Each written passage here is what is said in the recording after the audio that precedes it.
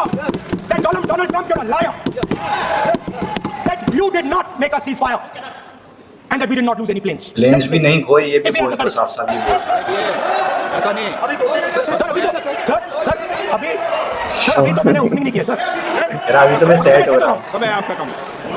Hello guys, मैं हूं तस्लीम। मैं हूं नोमान। हम लोग रिएक्ट कर रहे हैं इस वीडियो के अंदर Indian media shocked Rahul Gandhi tells not for our surrender took place in just 30 minutes. ये एक स्पीच है, राजनाथ सिंह जो डिफेंस मिनिस्टर हैं उनके स्पीच हुई थी एक दिन पहले, और कल जो हुई है स्पीच पार्लियामेंट में वो राहुल गांधी की हुई है। तो वो काफ़ी ब्लास्टिंग स्पीच थी, तगड़ी स्पीच थी। उसके ऊपर हम रिएक्ट करेंगे कि कैसा रिएक्शन आ रहा है और उन्होंने क्या बोला है। So let's go. वैसे विपक्ष के कई और नेताओं के भाषण की चर्चा हुई, तारीफ हुई, लेकिन राहुल गांधी ने एक अलग ही एंगल से सरकार को घेरने की कोशिश की, गोदी मीडिया का दौर नहीं होता तो राहुल की कई बातों को लेकर हेडलाइन बन गई होती। सिर्फ इसलिए नहीं कि राहुल गांधी ने प्रधानमंत्री मोदी को चुनौती दे दी है कि अगर इंदिरा गांधी की हिम्मत का आधा भी 50% भी प्रधानमंत्री मोदी में है तो इसी सदन में, लोकसभा में सबके सामने कह दें कि अमेरिका के राष्ट्रपति ट्रंप झूठे हैं, झूठ बोल रहे हैं कि सीज फायर में उनकी भूमिका थी। नाम लेकर प्रधानमंत्री मोदी लोकसभा में बोल दें। लेकिन राहुल गांधी ने जिस तरह से राजनाथ सिंह के बयान से लेकर विदेश मंत्री के बयान को घेरा, सवाल खड़े किए, उससे उनका भाषण विपक्ष के खेमे के तमाम नेताओं से आगे निकलता हुआ लगा। Goal of this exercise, Donald Trump has said 29 times. 29 times he said, 29 बार उन्होंने बोला कि भैया मैंने सीज़फायर करवाया। बोला बार-बार, अभी भी बोल रहा। अच्छा, अगर वो झूठ बोल रहे हैं तो अपने भाषण में यहाँ प्रधानमंत्री कह दे कि वो झूठ बोल रहे हैं। यहाँ पे अगर दम है तो यहाँ पे प्रधानमंत्री बोल दे। ये अपोजिशन वाले बोल सकते हैं, सीधे जवाब। If he has the courage of Indira Gandhi, let him say here that Donald Trump, you're a liar. That you did not make a ceasefire and that we did not lose any planes. Let him say here. Planes भी नहीं खोए, ये भी बोल दो, साफ साफ ये बोल ऐसा नहीं। अभी तो मैंने ओपनिंग नहीं किया सर। अभी तो मैं सेट हो रहा हूँ। अभी तो मैं सेट हो रहा हूँ। अभी सेट हो रहा हूँ सर, थोड़ी ढील दीजिए। सो अगर दम है, अगर सचमुच में दम है तो आज शाम यहाँ प्रधानमंत्री को कह देना चाहिए Donald Trump is a liar, झूठ बोल रहा है डोनाल्ड ट्रंप। विदेश मंत्री एस जयशंकर, रक्षा मंत्री राजनाथ सिंह और गृह मंत्री अमित शाह के भाषण के बाद कई सदस्यों ने उनके जवाब को मजबूती से घेरा और लगा कि राहुल के पास अब कहने के लिए क्या नया बचा होगा। लेकिन राहुल गांधी ने अपने भाषण को एकदम से अलग रूप दे दिया। राहुल ने अपनी बात की रेशन का इस्तेमाल किया और अपने भाषण से सरकार को घेर लिया कि उसकी राजनीतिक इच्छा शक्ति वैसी नहीं थी जैसा वह जताना चाहती है। राहुल ने बताया कि ऑपरेशन सिंदूर की सफलता और बड़ी हो सकती थी अगर सरकार के पास राजनीतिक इच्छा शक्ति होती। दो शब्द है और देखने की कोशिश की कि क्या उन्होंने ऐसा कहा जैसा राहुल कह रहे हैं। 22 मिनट के ऑपरेशन के बाद ही भारत ने क्या वाकई पाकिस्तान को बता दिया कि हमारा इरादा सैनिक ठिकानों पर हमला करने का नहीं है।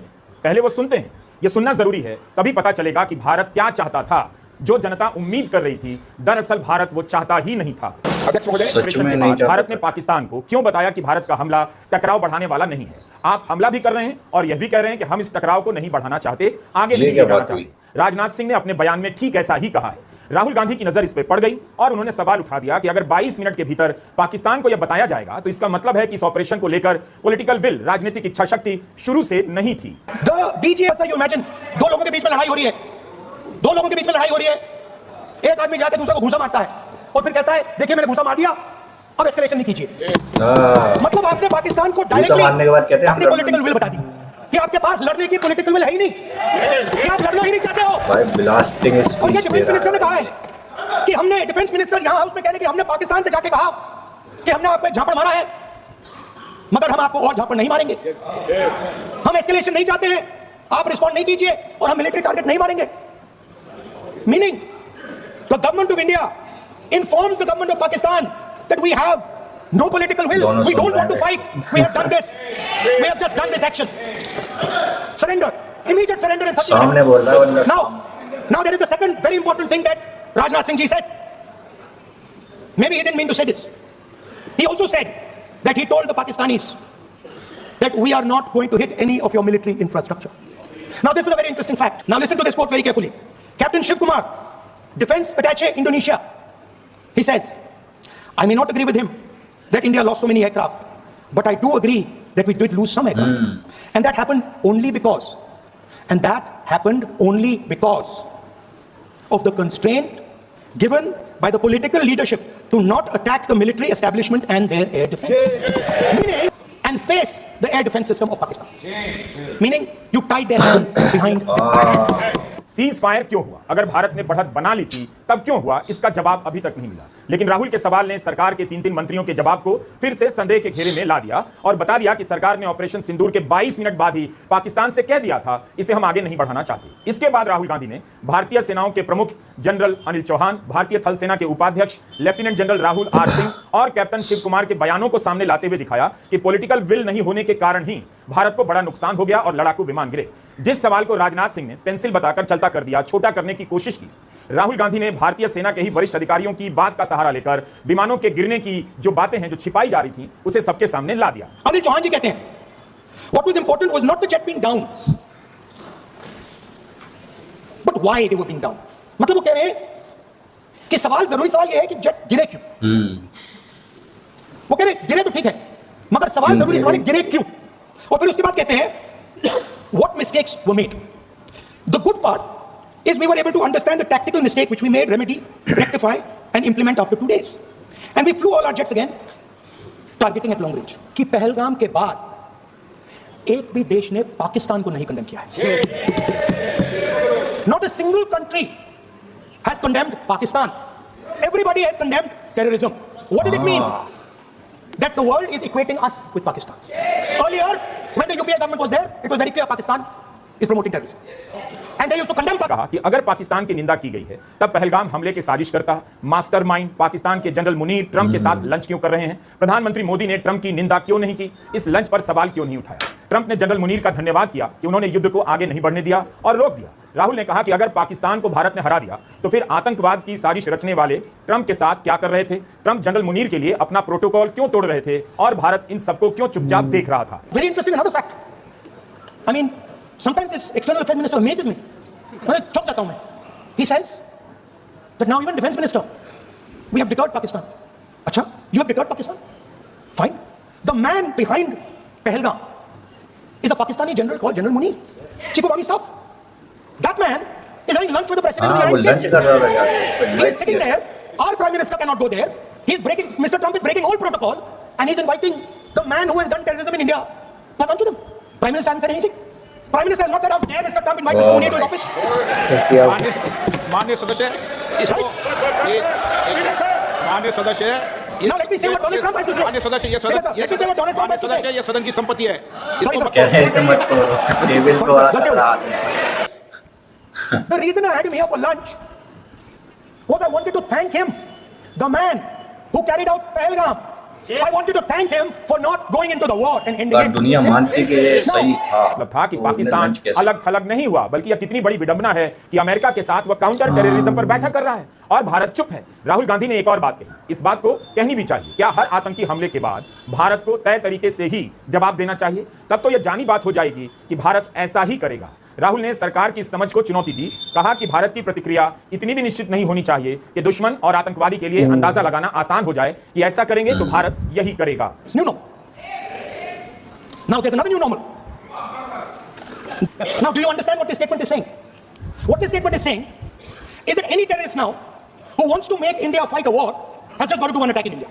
मतलब आपने पूरी की पूरी पावर आतंकवादियों को उठा के दे दी कि भैया आपको युद्ध चाहिए ना, आप एक अटैक कर दो, युद्ध हो जाएगा। It's craziness। You have taken the entire idea of deterrence and turned it upside down। Right? So today, no, 1 second, you're laughing।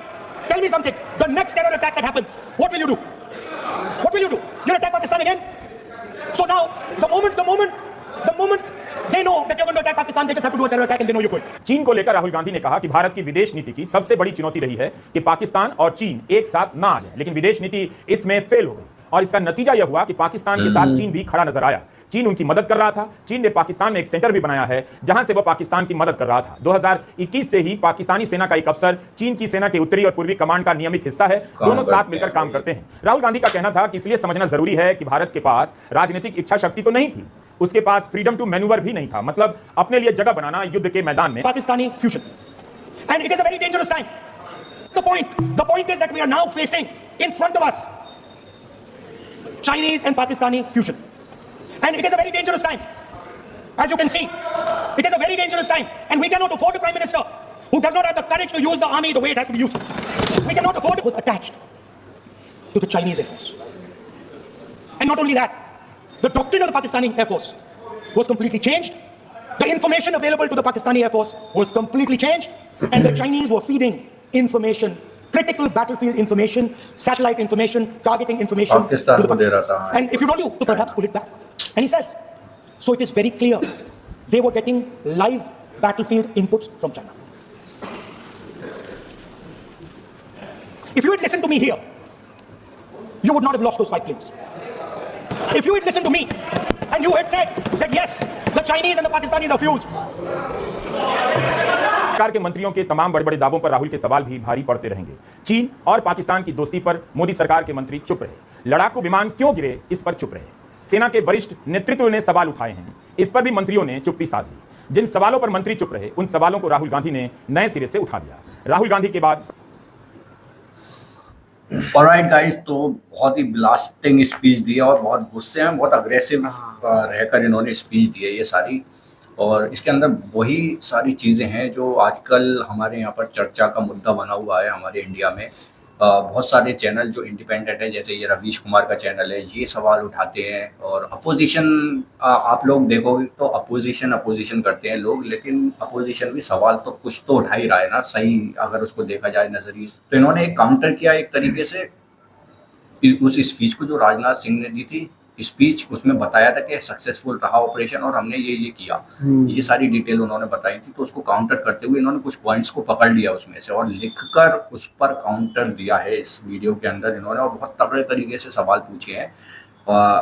सबसे बड़ा सवाल एक चीज़ और निकल कर आई है इसके अंदर कि जैसे ही अटैक किया गया यहाँ से इंडिया से, तो राजनाथ सिंह ने वो स्पीच में बोला है खुद कि हमने 20 मिनट और 30 मिनट के अंदर पाकिस्तान को कॉल कर दिया था कि हमने अटैक उस पर नहीं किया है, मिलिट्री पे या फिर किसी पब्लिक पर नहीं किया है, सिर्फ उस पर किया है और हम इसके आगे जंग नहीं चाहते हैं इस तरीके से, मतलब एस्केलेशन नहीं चाहते हैं, तो अटैक मत करना, इस तरीके से कुछ। मतलब हर किसी का सवाल भी यही है और इनका भी यही था, यही सवाल है कि इंडिया चुप क्यों है इतना सब होने के बाद। कुछ हो रहा है। और अगर पाकिस्तान के जो आसिम मुनीर हैं, आर्मी के चीफ जो हैं, उन्होंने वो इस टेरर अटैक के पीछे थे, तो ये भी यही कह रहे थे, सवाल उठा रहे थे, भाई अगर वो टेरर अटैक के पीछे थे और तो उसको दुनिया क्यों नहीं मानती, और दुनिया अगर मानती है तो बोलती क्यों नहीं। उन्होंने ये कहा कि टेरर के खिलाफ है, हम टेररिज्म के खिलाफ है, ना कि पाकिस्तानी टेररिज्म जो हो रहा है उसके खिलाफ। उन्होंने किसी ने ऐसा बयान नहीं दिया, किसी कंट्री ने। दूसरी बात यह है कि ट्रंप अगर ये मानता कि पाकिस्तान ने टेररिज्म किया है, पहलगाम अटैक या फिर वो सारा कुछ, हाँ हालांकि किया है ठीक है, लेकिन तो वो ट्रंप अगर हमसे अच्छे रिलेशन है तो वो मान क्यों नहीं रहा। हाँ, लंच पे बुला रहा है, उल्टा लंच पे बुला लिया उसको। अगर और फिर मानता कि तो भी इंडिया चुप है, मतलब तो भी चुप है यार, क्योंकि इंडिया से ज्यादा दोस्ती देखी जाती है ट्रम्प की, तो उस पर क्वेश्चन क्यों नहीं उठाए जा रहे हैं। लेकिन अब दिखाई कुछ और ही दे रहा है। हाँ यार, ये बहुत सारे तगड़े सवाल इन्होंने खड़े कर दिए हैं। और जो फाइटर जेट्स है उसकी बातें आजकल बहुत ज़्यादा तेज़ हो रही हैं, तो उस पर भी सवाल हो रहे हैं कि भाई बताओ तो कम से कम। वही चीज़ है, ये सारे सवाल हैं। और क्लियरली एक सवाल ये है कि भाई सामने से क्लैरिफिकेशन मिल जाए बात कि ये सब कुछ हुआ है, मेन सच है या झूठ है, मतलब एकदम क्लियर पता लग जाए, क्लियर पता लग जाए। वो ये कह रहे हैं भाई सामने से आके बता दो, अगर ट्रंप झूठ बोल रहा है तो तुम बता दो आके। और स्पीच वाकई में बहुत तगड़ी थी भाई, बहुत अग्रेसिव स्पीच थी और टेबल तोड़े दे रहे थे। और बिल्कुल मुंह पे बोल रहे थे सब। और दोनों लोग बैठे थे, हमारे डिफेंस मिनिस्टर जो थे और अमित शाह भी बैठे थे, दोनों लोग बैठ के सुन भी रहे थे जो ये काउंटर कर रहे थे उनकी स्पीच पे। अब शायद इसके ऊपर कोई जवाब आए, देखते हैं आने वाले टाइम में क्या होता है। एंड करते हैं फिलहाल वीडियो को। Bye bye, take care.